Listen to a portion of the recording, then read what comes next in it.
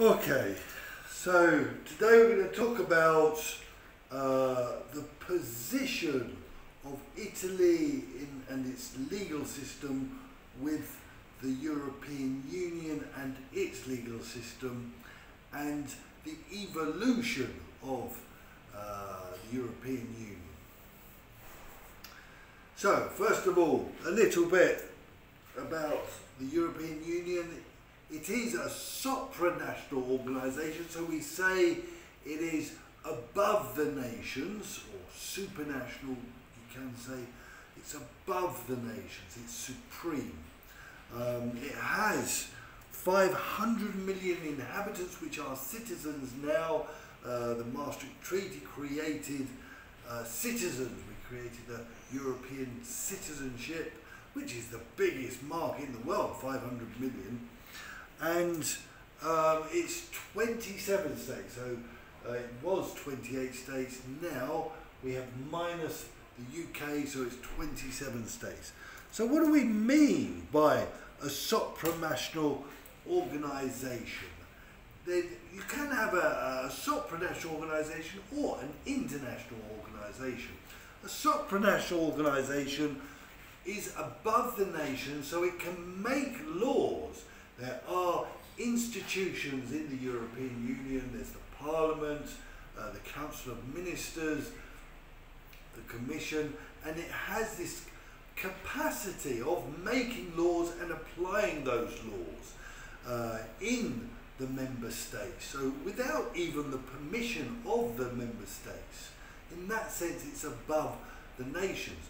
Obviously the member states also have members of Parliament and commissioners in the European Union, and so they are part of this process, but it is the European Union as a whole that makes these laws, the representatives of the European Union, not the member states.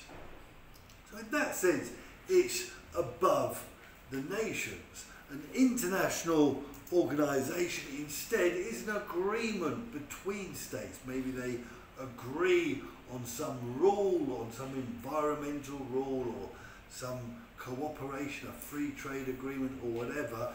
That becomes law, that becomes international law, but where they have agreed on that at the level of the state, whereas the European Union can independently make laws and apply them without going through the Parliament. They're directly and immediately applicable, some of the laws, so the regulations, European regulations, are immediately and directly applicable to the member states. So we should be able to answer this: which has the highest authority, the Italian constitution or a European law?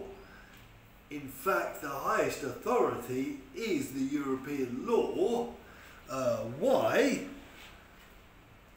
While we're in the European Union, of course, because the Constitutional Court has stated that Article 11 of the Constitution consents to the limitation of sovereignty and allows direct application of European regulations.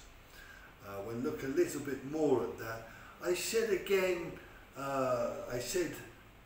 while we're in the European Union, remember it consents, it doesn't oblige. The Article 11 consents to the limitation of sovereignty. We can actually pull out of the European Union, which means the European Union would no longer be above the nation state, would no longer be above Italy, and Italy could ignore its regulations and laws that it makes.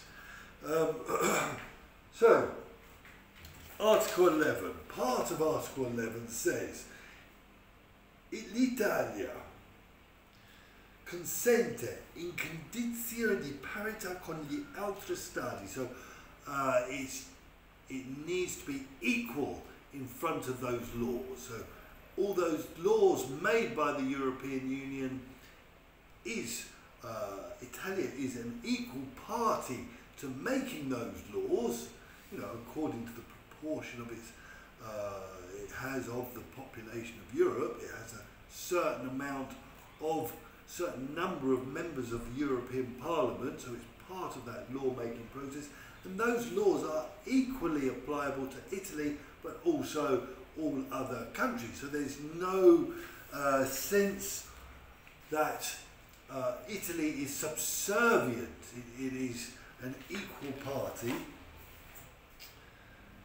Alla limitazione di sovranità necessaria ad un ordinamento che assicura la pace e giustizia fra le nazioni. Okay, so it allows it to limit its sovereignty, so it can't have all the power on its territory. If the European Union makes a law, it must respect that. As long as it's for the purpose of peace between nations. We know European Union, the underlying mission of the European Union was always peace between the nations. So the Constitutional Court has said if there's an Italian law incompatible that is at odds, saying the contrary to a European law, then the national law must be ignored and the European one is always applied. Okay, so this shows the authority of the European Union is, higher than the Italian level of authority. Why did we create this new level of governance? Well, I talked a little bit about, the peace purposes of the European Union. It was originally thought through. The intellectual blueprint of the European Union was written in the Manifesto di Ventotene by Ernesto Rossi and Altiero Spinelli. So they thought, why do we need this layer of governance? And their idea was there will never be peace between nations while the nations are always thinking of their interests. So there does need to be this higher level of governance.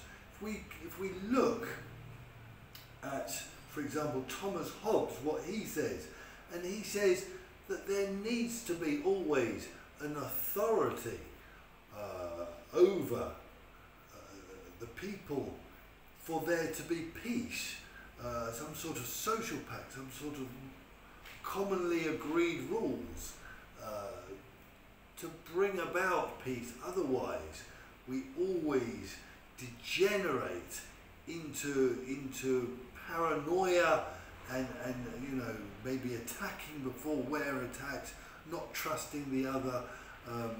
We need some form of agreed codes of behaviour, disciplines of behaviour to follow. Otherwise we will fall back into national egoism and just fight for our interests, which can degenerate to force, obviously, who's strongest.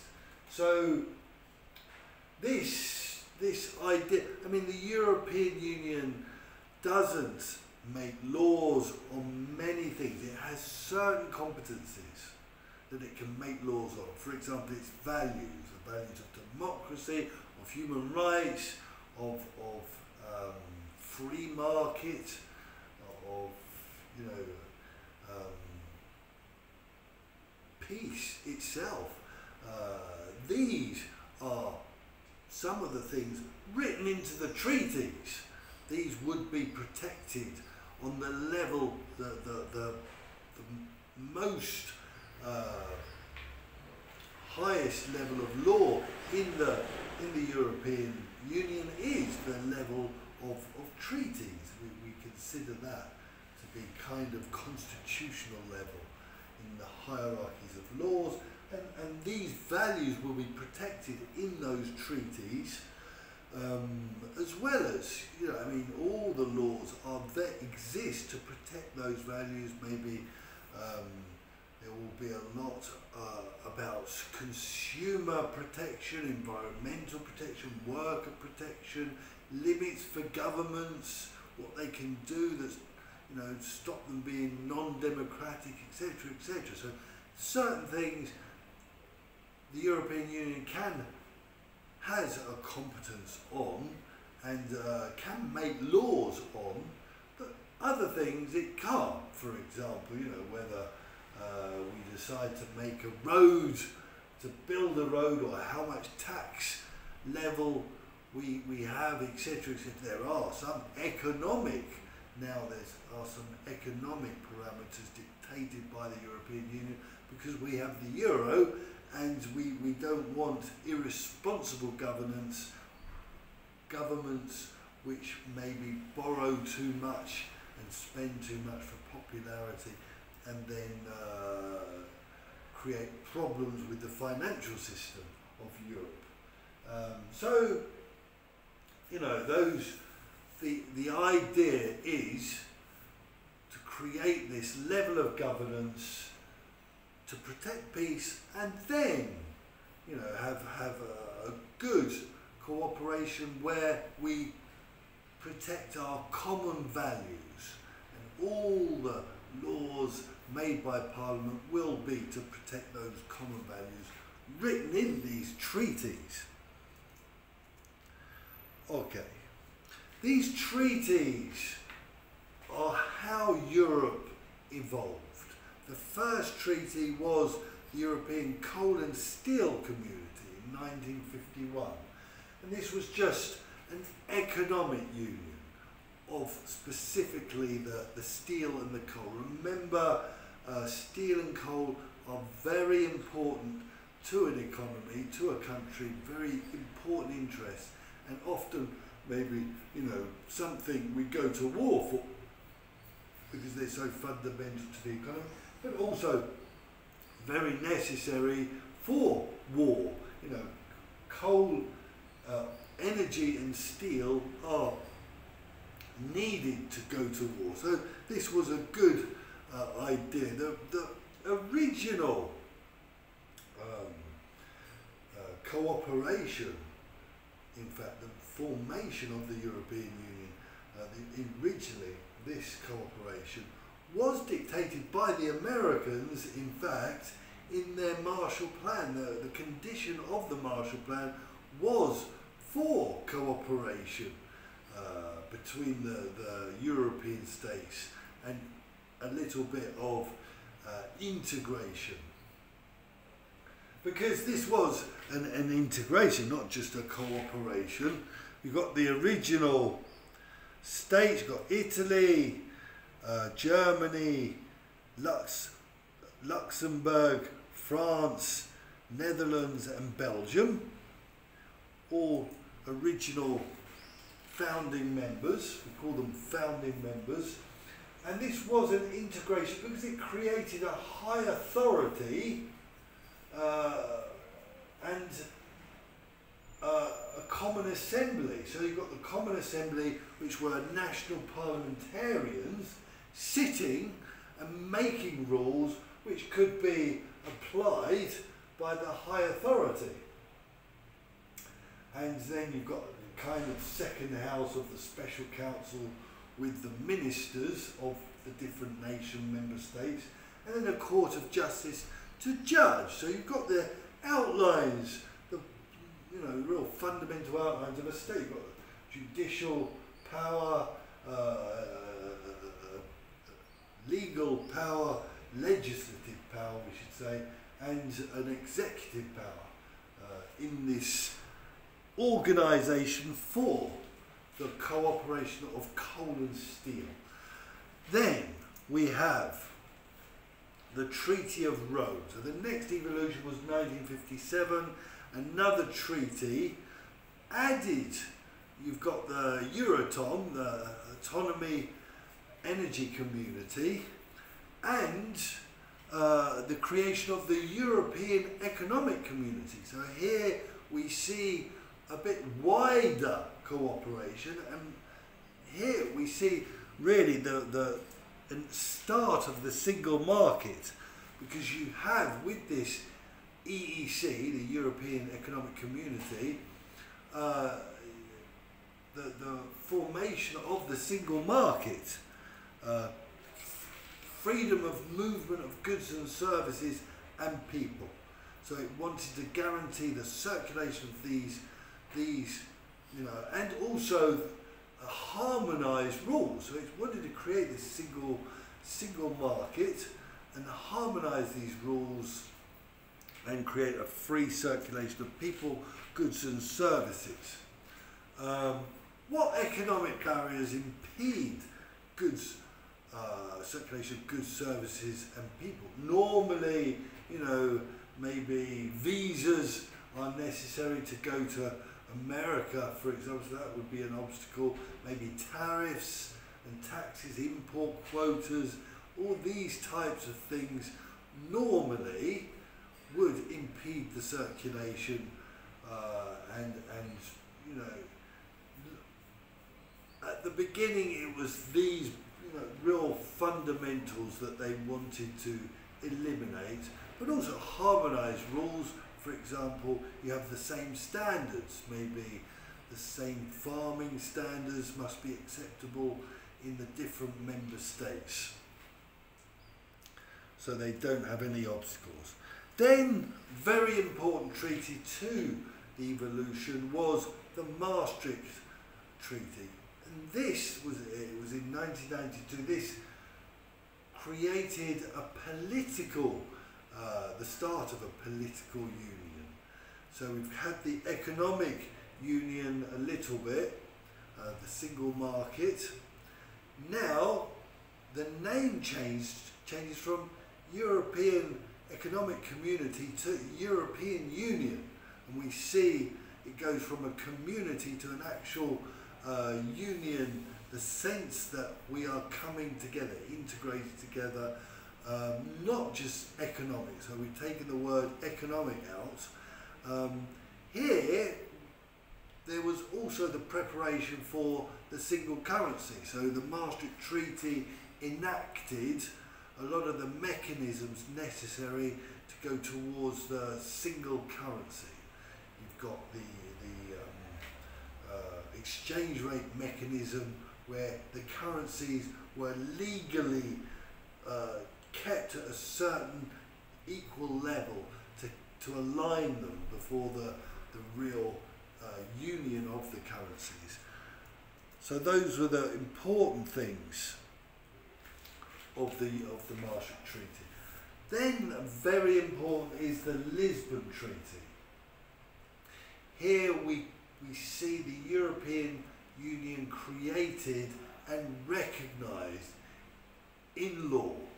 Okay, so it really becomes legally a personalidad juridica, shall we say. Before it was more of just cooperation and integration. Now it really is something like the United Kingdom or Italy. It really is legally recognised. So it's got a single legal personality for the Union. That means the European Union can suddenly, you know, be sitting at the World Trade Organization, different, you know, maybe the United Nations can have a presence there, has a representative. Before it never had a representative which could represent it legally. A president, suddenly he can represent it abroad, but also a representative for foreign affairs. Before it didn't have this. Now it has a foreign policy. Before it did cooperate on foreign policy, but it didn't actually have a ministry with a minister for its foreign affairs. Now it does, it has that. It created the Human Rights Charter as a legally binding charter. Before, it was just an indication of what we think should be the minimum human rights. Then it became legally binding in the Lisbon Treaty. It stated that it's legally binding. More cooperation on defence, you've got more powers for the Parliament. The Parliament suddenly can have a veto on the Commission. It can have a vote of confidence. It must accept the Commission. So more majority voting instead of unanimity. Obviously unanimity is always important for the treaties, for example, to establish maybe free trade agreements or new competencies that they can make laws on. You need unanimity. But majority voting on other things where unanimity was required before, suddenly they can have majority voting instead. So we're going towards just a normal state, if you like. Okay.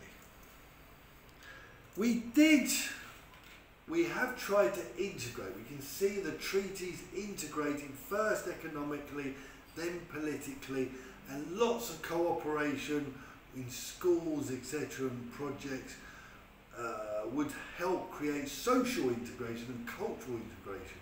Also, just the integration in economics and politics, the political unions, the economic unions, create social unions, social integration and cultural integration. But also we have expanded, not just integrated, also expanded. We can see, for example, Ireland joined, Great Britain joined, Denmark joined, Portugal, Spain, Austria, Greece, all these, Switzerland or Sweden joined, etc. So we have expanded a lot.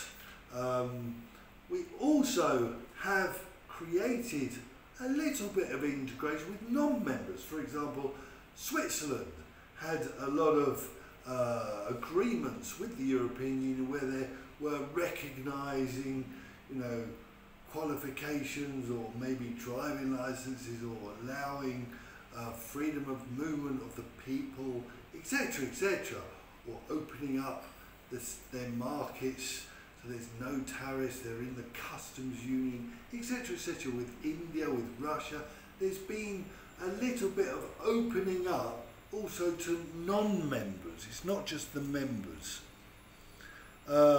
With the communist collapse, we see a lot of expansion. We've got the Czech Republic, Poland, Lithuania, or Slovenia, Malta, Cyprus, all these countries joining. So we can say it has been a very successful union. We have obviously lost the United Kingdom, but on the whole, it has been successful with lots of countries joining. We've got, after 2007, or in 2007, we've got Romania, Bulgaria. In the future, possibly Turkey. There are a queue of countries that would like to join, Serbia. But these countries that do join must share the values of the European Union. There must be an accession process where we assess, that Turkey was rejected because they had a problem with freedom of speech, because in Turkey you cannot criticise the army, you can go to prison if you criticise the army. That's not acceptable according to the European treaties.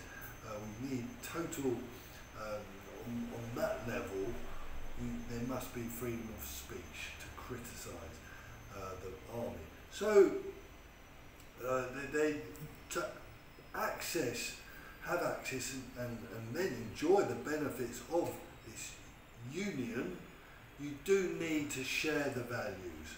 That you must go through the accession process and then, you know, be shown, demonstrate that you value and respect the treaties and have the same values written into the treaties.